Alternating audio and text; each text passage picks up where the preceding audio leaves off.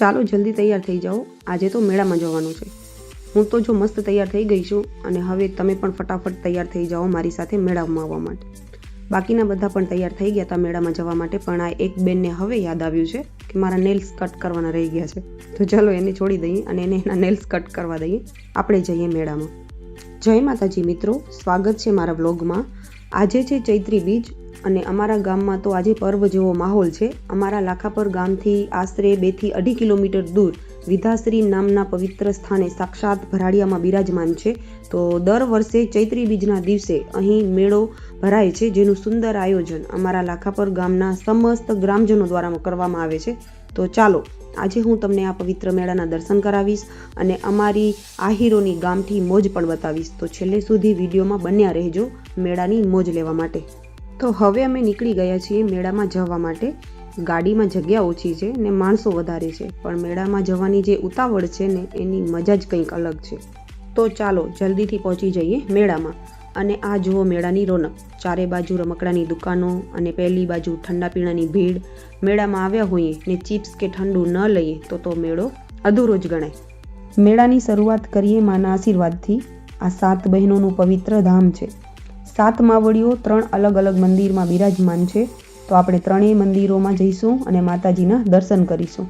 આ પહેલા મંદિરમાં માતાજીના એક સ્વરૂપ બિરાજમાન છે, જેમના આશીર્વાદ લઈએ, દર્શન કરીએ અને ધન્યતા અનુભવીએ। પછી પહોંચી ગયા બીજા મંદિરે।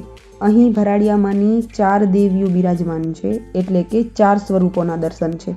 માના આ સ્વરૂપોને એક સાથે જોવું એ પણ એક લહાવો છે। માના આ સ્વરૂપોને આખું ગામ ભરાડિયા મા તરીકે પૂજે છે અને આ છે ત્રીજો મંદિર। તો બાકીના જે 2 દેવીઓ છે તે આ મંદિરમાં બિરાજમાન છે। આમ કુલ 7 બહેનોના દર્શન કરી અને મેળાની ફરી શરૂઆત કરીએ।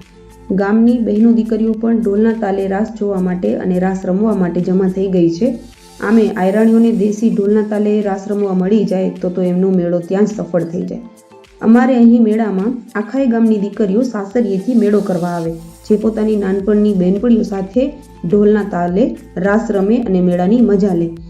ઢોલીએ ઢોલ ઉપર દાંડી મારી અને ગામની દીકરીઓ બહેનો ઢોલના તાલે રમે છે। આ દ્રશ્ય જોઈએ તો એમ થાય કે આપણી સંસ્કૃતિ કેટલી મસ્ત છે।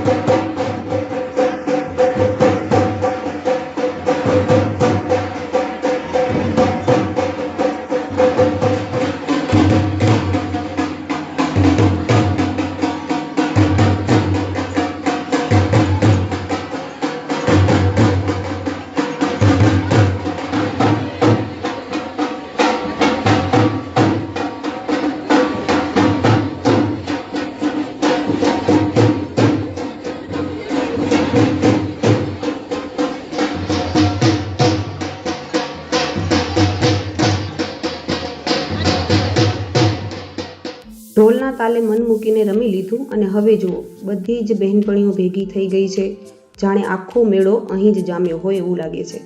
કેટલાક સમય પછી નાનપણની સખીઓને મળીને એ જૂની યાદો તાજી થઈ ગઈ। એ જ જૂની મજાક મસ્તી, એ જ વાતો, એ જ નિખાલસ પ્રેમ। મેળો તો એક બહાનું છે, સાચો આનંદ તો આ રીતે વર્ષો પછી બહેનપણીઓને મળવામાં જ છે। સાચું કહેજો, આવી મોજ ગામડાના મેળા સિવાય બીજે ક્યાંય મળે ખરી? હવે લાગી છે કકડીને ભૂખ અને આ જુઓ ગરમા ગરમ જમવાનું પણ તૈયાર થઈ ગયું છે। જુઓ આ છે મારી આજની મેળાની સ્પેશિયલ થાળી અને આ જુઓ બધી જ બહેનપણીઓ અને બહેનો સાથે જમવા બેસી ગયા છીએ। જમવાની સાથે સાથે પાછી પેલી જૂની વાતો અને મજાક મસ્તી તો ચાલુ જ છે। આવી રીતે બધાની સાથે હળીમળીને જમવાનો જે સ્વાદ છે એ કોઈ 5 સ્ટાર હોટલમાં પણ ન મળે। ખરેખર ગામડાનો મેળો એટલે પ્રેમ અને લાગણીઓનું ભાણું। જમીને હજુ પરવાર્યા ત્યાં જ જોયું તો સ્ટેજ પર મહેમાનોનું આગમન પણ થઈ ગયું હતું અને સ્વાગત પણ નિહાર્યું। અમને થયું કે ચાલો હવે મેળામાં છેલ્લી એક લટાર મારી લઈએ। એ જ ભીડ, એ જ મેળાની રોનક, થોડી ખરીદી કરી, થોડી મજા કરી અને મેળાની એક એક પળને યાદોમાં કેદ કરી લીધી। હવે મેળો પૂરો કરી અને ઘણી બધી યાદો સાથે લઈને અમે નીકળ્યા છીએ ઘર તરફ। થાક તો લાગ્યો છે, પણ મેળાની મજા જ કંઈક અલગ હતી। આ વર્ષનો મેળો ખરેખર યાદગાર રહ્યો। બધા થાકી ગયા હતા તો પછી થોડીવાર કરી લીધો આરામ અને આવી રીતે કંઈક રહ્યો આજનો આખો દિવસ.